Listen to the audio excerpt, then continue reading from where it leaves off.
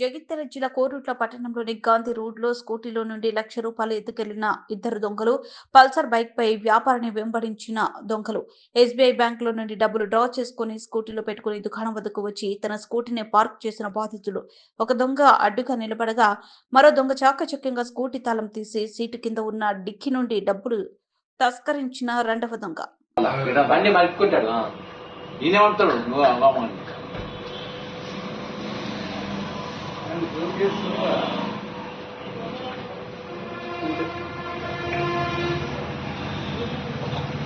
Auto వచ్చిన బండి ఇంకా పట్టిస్తారా గిల్ల రిటర్న్ కనబడుతుంది బండి కూడా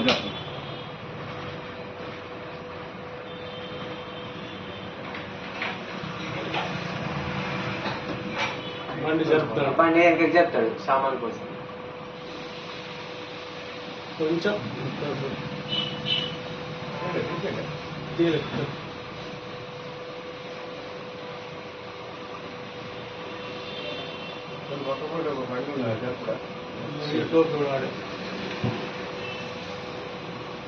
జూమ్ చేయొచ్చా పెద్ద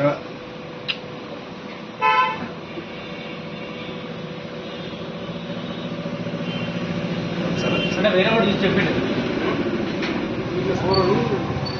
సామాన్ వస్తువు సామాన్ మొత్తం అటు ఇటు బండికి వెళ్ళి పైసలు తీసుకపోతున్నాడు మీ వాళ్ళే అన్నాడు.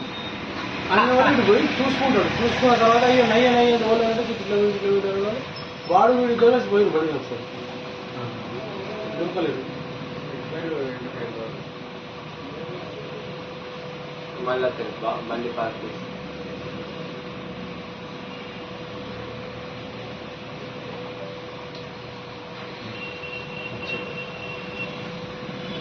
నడుచుకుంటూ వస్తాడు ఆడొచ్చి ఫోన్ వస్తుంది వీడు అడ్డం నిలబడతాడు. పనికే గ్యాప్ ఉన్నా పని ఏం కాదు కలిసి మంచిగా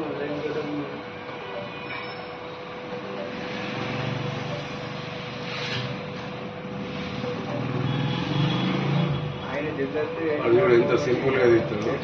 అన్ని తీస్తారు తీసి రాలేదు కదా.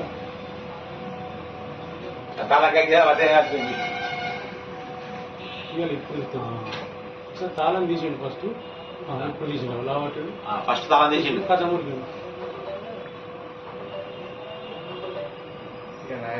ఇంకా బాగున్నాయట. అప్పుడే రామిరెడ్డి సార్ వచ్చిండు రామిరెడ్డి గ్యాస్ రామిరెడ్డి తర్వాతనే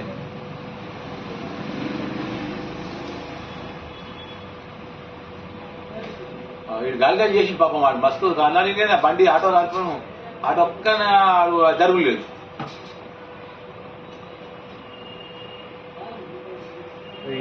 చూసిండ మరి ఇప్పుడు చూసుకుంటాం అంటే బాగా టైం పడితే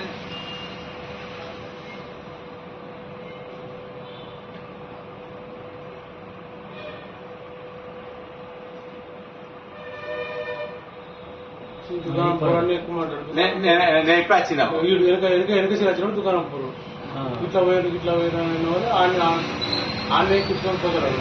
నేను ఉన్నప్పుడు ఎక్కిపోతుంది. అది ఏం చేసింది ఆటో లేకుండా కొంచెం దొరుకుతుండే